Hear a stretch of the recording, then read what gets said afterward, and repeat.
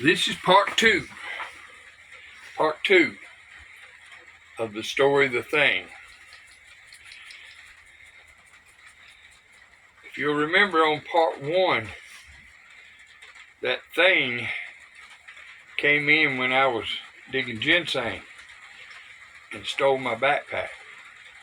Well, we take up here on part two. I couldn't believe my eyes. This mythical, mysterious creature who supposedly doesn't exist, I saw him running with my backpack. To say I was scared or shaken is an understatement.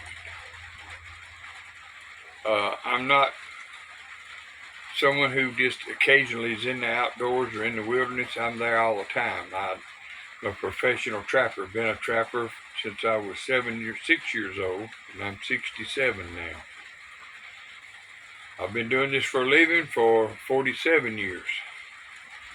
So I'm well acquainted with the outdoors and the creatures of the outdoors, but this was a first for me.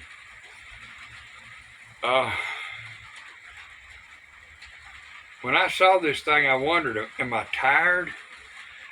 Am I just tired from the climb to the ginseng patch? Am I tired from the digging? Am I tired from not eating, from maybe not drinking enough or whatever? Maybe I'm just exhausted.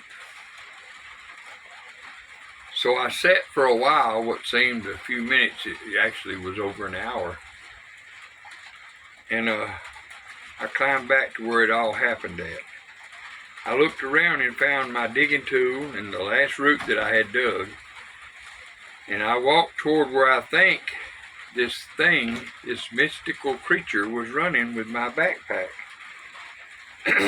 There it is. My backpack is laying there. I gotta been working too hard. I must have just imagined this. I mean, this can't be real. I pick up my pack and it's light. It's light because there's nothing in it. No lunch, no flashlight, no water bottle, no compass, no nothing.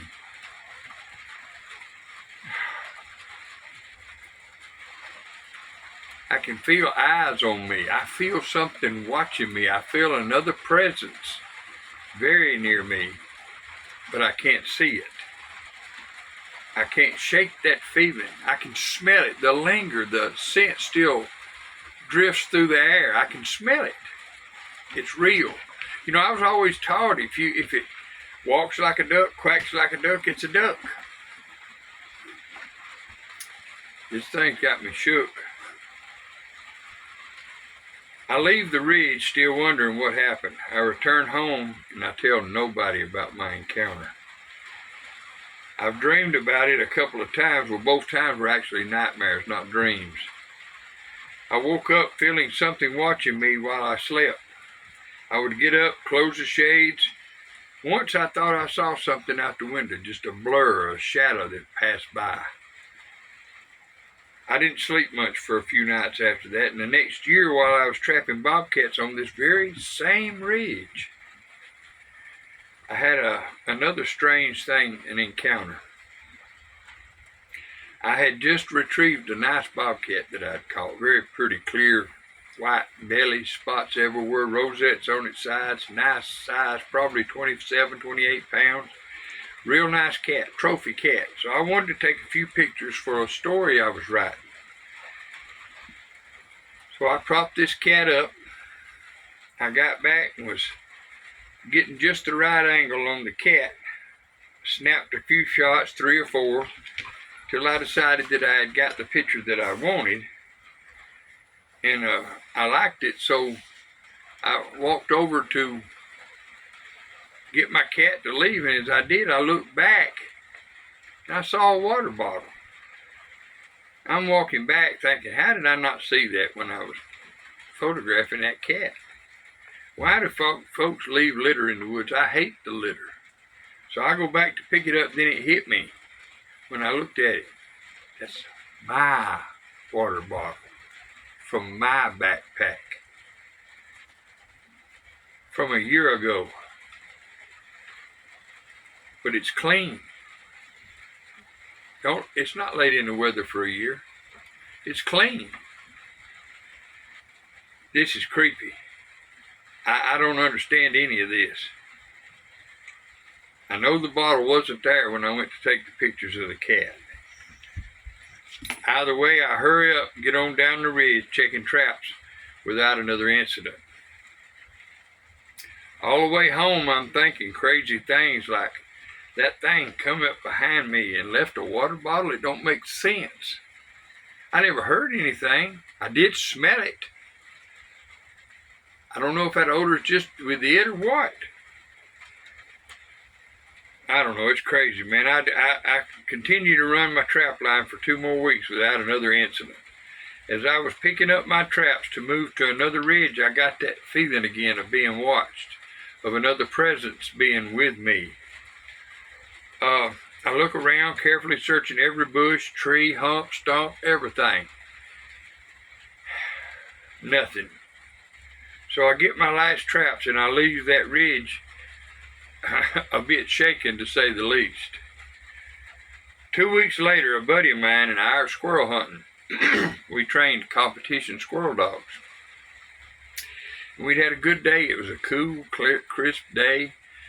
Squirrels were out, dogs were hammering them left and right. We got our limit pretty quick, so we headed back to the truck. And at the truck, the dogs act crazy. They're scared. Usually by the time we're back at the truck, they're up on the tailgate ready for a drink of water and a little snack and then into the dog box. But today, that wasn't the routine. I've seen them act a little funny before when they ran across maybe where a pack of coyotes came through or something. But I don't know. I give the command to load and the dogs look at me like no. Tough is a very, very good dog. He minds good, he hunts good, he does what I ask, and he refused to get in the dog box. So with a deeper, stronger voice, I said, Tough, load. He still refused. David said, what's up with them dumb dogs? I said, I don't know. So I pick them up, put them in the dog box, and as I'm shutting the gate on the dog box, I look to the top of the dog box, and I can't believe it. It's my compass. My compass from a year ago. It was in my backpack, and it's laying on the dog box. Quickly, I grab it up and put it in my coat because I don't want him to see me. I don't want anything to bring this up. I'm ashamed of it. I'm scared of it. I'm worried that I'm going crazy, and I just don't want to talk about it. Well, David walks back and said, what's up with them crazy dogs? He said, they just act like they're scared of something. What in the world is wrong with you? He said, man, you're white as a sheet. You're trembling. You look like you've seen a ghost. I said, no, I think I just got a little too hot and I need something to drink. He said, well, here's your water bottle. I said, no, it's hot. I want to get something cold from the store. Let's go. So he said, okay, we'll go. So anyway, we go. Nothing's ever said about it. And a few nights later, I wake up to the dogs barking outside. I go to the door and open up to yell at the dogs and look, and there's a fresh killed wild turkey laying on my steps. Now, it's not turkey season. So I'm standing there thinking about it, and I thought, well, maybe somebody hit it with their car, and they know I like turkey, so they just brought it by here and dropped it off. I don't know, it's weird, but I get the turkey and I go out to the shed where I can pluck the turkey and dress it. And as I open the door to go in, there's a light 15 feet back behind me, a security light that kicks on. And when it come on, there's a huge shadow overshadowing me. So that means whatever it is between me and the light 15 feet away. And the shadow is huge.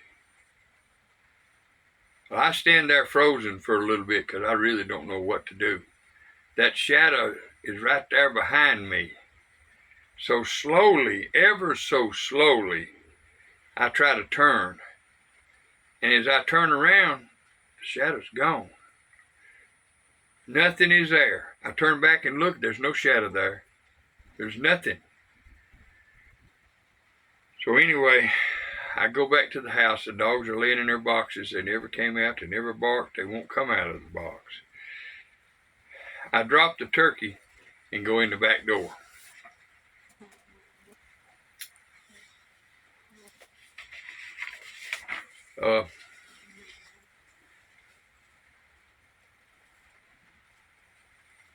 I don't know what to think. There's a turkey laying on my steps. In the middle of the night, my dogs don't bark. Then I smell it. I smell it again. I know what the shadow is. It's the thing.